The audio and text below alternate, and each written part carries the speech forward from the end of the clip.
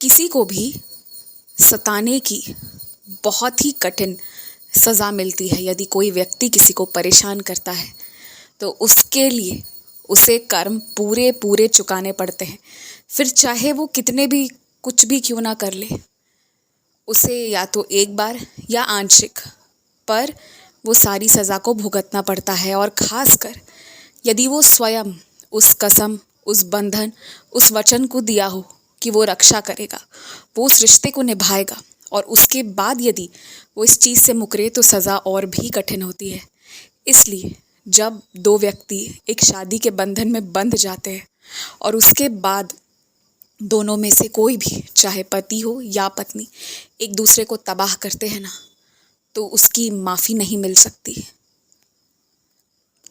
शादी एक बहुत पवित्र बंधन है और इसे बहुत सोच समझकर, मन को तैयार करके लिया जाना चाहिए।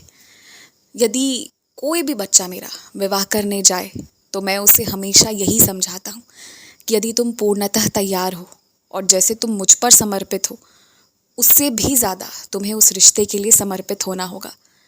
क्योंकि एक पल को तुम्हारा मन मेरे से कभी कभी हट जाता है, मुझसे नाराज़ हो जाते हो, तो मुझ पर विश्वास अविश्वास वाले स्थिति में भी कभी कभी चले जाते हो, चाहे कितनी भी ज़्यादा दृढ़ भक्ति, दृढ़ निष्ठा क्यों ना हो। लेकिन उस रिश्ते से मन एक पल के लिए भी हटकर किसी नए बंधन में नहीं जा सकते। ये बहुत बड़ा फैसला होता है और इसे पूरी श्रद्धा से निभाना पड़ता है। और शायद जो लोग इसे निभाते हैं ना, वो मेरी ज़्यादा सच्ची आराधना है। मैं उन लोगों से बहुत प्रसन्न हूँ आज, जिन्होंने पूरी ईमानदारी जताई है, और मैं उन लोगों से बहुत नाराज़ हूँ।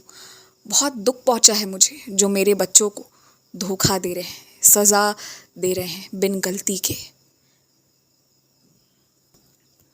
तुम चिंता मत करो, तुम्हारा परिवार नहीं टूटेगा। मैं रक्षा कर रहा हूँ, तुम्हारे संग रहेंगे। तुम जिन्हें परेशान नहीं देखना चाहते, लेकिन क्योंकि उन लोगों ने गलती की है तो परेशान तो होंगे वो, लेकिन तुम्हारे संग रहेंगे और हर परेशानी टल जाएगी। बस ये मानो कि अब उनके कर्म कटने का समय आ गया है, उन्हें अब अपनी गलती का एहसास होगा। एक सीधा साधा भोला भाला मेरा कोई भक्त हो ना, उसे कितना भी झूठ बोला जाए, गुमराह किया जाए, मगर मेरी कृपा से ना उसे सारी सच्चाई का एहसास हो जाता है। कई चीज़ें तुम्हें किसी ने बताई नहीं है, मगर कुछ लोगों की जानकारी तुम्हारे पास है। वो कहाँ से आए, अगर ध्यान से सोचोगे तो तुम्हें ये पता चलेगा कि ये सब कुछ तुम्हें मैंने बताया है, इसलिए तुम्हें मालूम पड़ा है। बाद में तुम उसी बात को दुनिया वालों से सुनते हो तो उसकी स्पष्टीकरण हो जाती है।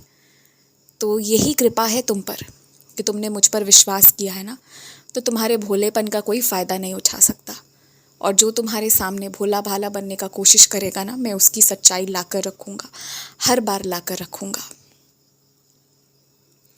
जिन लोगों का दिल इस वक्त बहुत टूट गया है ना, तुम चाहकर भी 1 महीना, 2 महीना, 10 दिन में उन्हें जोड़ नहीं सकते। समय चाहिए उन्हें, और अच्छा खासा समय लगेगा। मगर यदि तुम संग रहे ना, तो वो अपनी और तुम्हारी दोनों की दुनिया बदल कर खुशियों की बारिश कर देंगे। थोड़ा वक्त देना, हिम्मत रखना, और तुम जो सुनना चाहते हो ना, वो बहुत जल्दी सुन लोगे। तुम जिस रिश्ते में तुम प्रवेश करना चाहते हो वो तो तुम कर जाओगे, लेकिन असल परीक्षा उसके बाद की है, तुम्हारी परीक्षा। तुम्हारे कुछ सवालों के जवाब मिल नहीं रहे हैं क्योंकि तुम बहुत ज़्यादा हड़बड़ा रहे हो। ये वो समय नहीं है कि तुम उस पर ध्यान दो, इसलिए तुम्हें मेरा मौन नज़र आ रहा है।